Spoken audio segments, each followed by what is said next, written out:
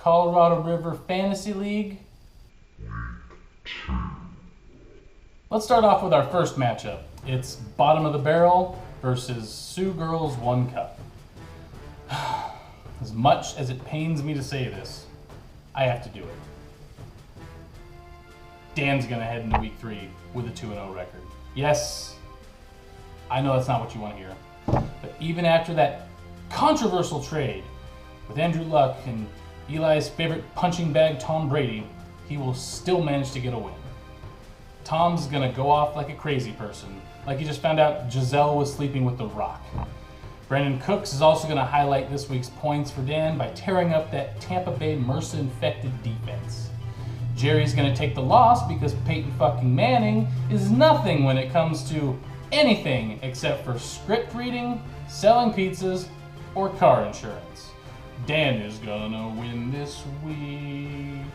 All right, this next one was a tough call. Very even matchup here with Allstate Mayhem Guy versus Sub-Zero, the Stone Cold Killer of Mortal Kombat.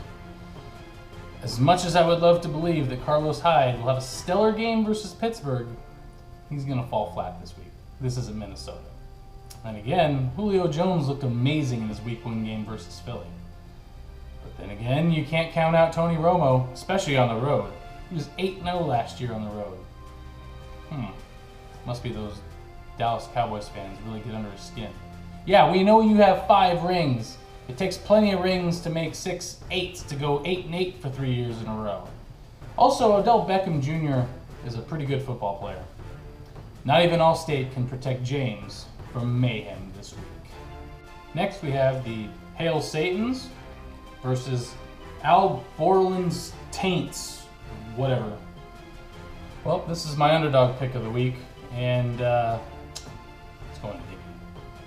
You lost your 2nd round pick and your 5th round pick in Des Bryant and Andre Ellington. That's huge, man. But you know what? I think you can do it. I believe after the adjustments made, you, Dickey, will pull out a win this week. Cam Newton versus Houston's going to be tough, and that JJ Watt, but doable. Antonio Brown is still going to provide a large amount of points. And don't forget Keenan Allen either. Justin.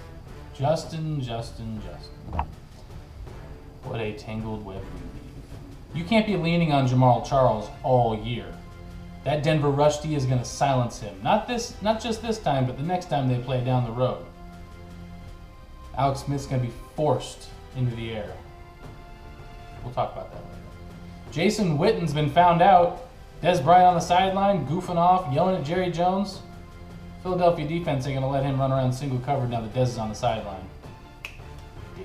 This next matchup's going to be pretty crazy. We've got Jack Off Jackie and Wayne's Dank Vegan Team, Dank Ass Kelp Lickers. So Aaron Rodgers? I don't think I'm saying that right. Going up against Seattle's D. Seattle's D faced the Rams last week, and you know what? The Rams tore them up. The Rams. You know, the team that's going to go to LA next year? Yeah, those guys. Tore up Seattle's D. Frank Gore, you're old as fuck, but you know what? You're going to get your first touchdown as a Colt this week. Kelsey and Macklin, both going to get quality looks, as Charles is going to be either on the sideline or hurt, or I just don't see him doing anything this week.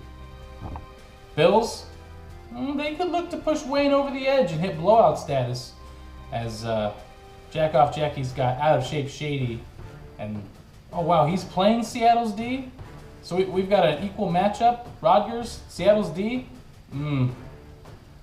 This is a bad week to beat Jack Off Jackie.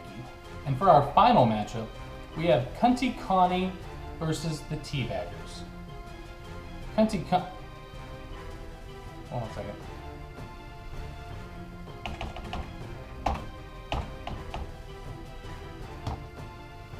Hold on a second.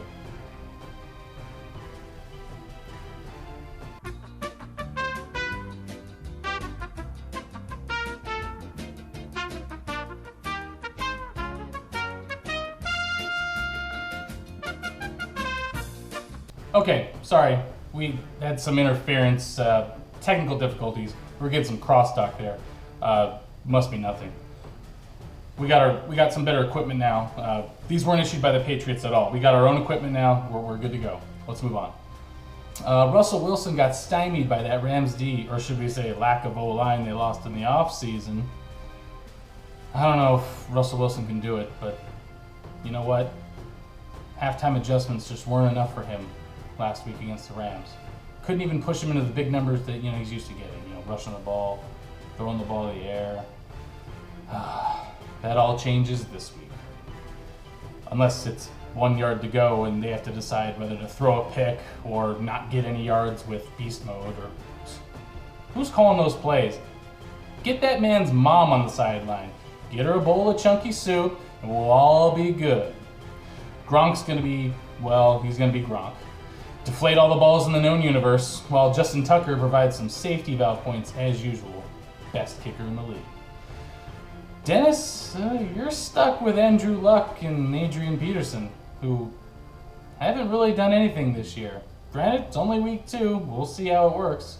But let's hope they can switch to DirecTV so they can get that fruity much on the top shelf. Chiefs D are going to have a great game, and Heath Miller is going to exploit some flaws in that San Francisco D. But it won't be enough to deflate the Kunster. Well, guys, here's my picks. Leave a comment below on what you think of them. Or if you're Dan and you're sitting on the toilet watching this video, post a video response, because I know you're gonna be like, oh, that Marler, he's the Swami of them all. He picked me this week, even after I beat his ass last week. Well, I'm coming for you.